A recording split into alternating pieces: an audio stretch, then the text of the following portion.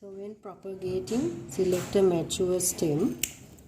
Right, now I have selected this stem and this bottom leaf I'm going to remove. Now it's enough, I think. Right, now I'm going to put it in this small pot.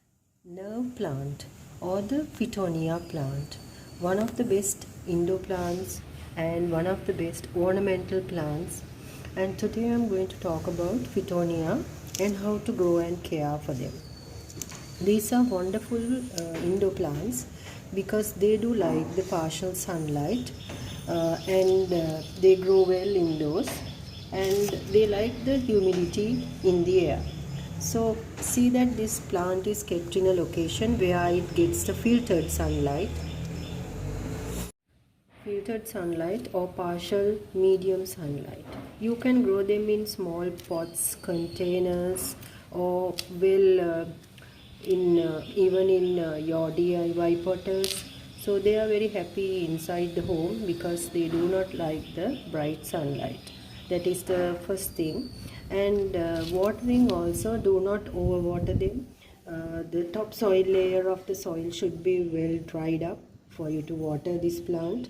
And talking about the soil, you need well draining soil, and well draining soil you can mix garden soil into it and some cocoa peat. Here I have arranged a small pot for propagation, so I will show you how to select a plant stem. So select a very healthy branch out of the plant, and it should be mature enough. So when propagating, select a mature stem.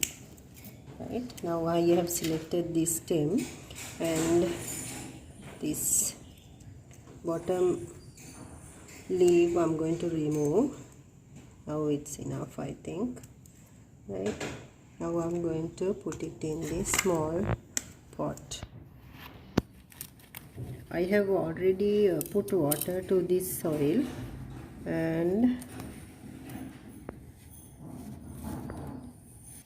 give it a hard push so that the plant will not get fungicide, and keep it in a shady area until it get well rooted.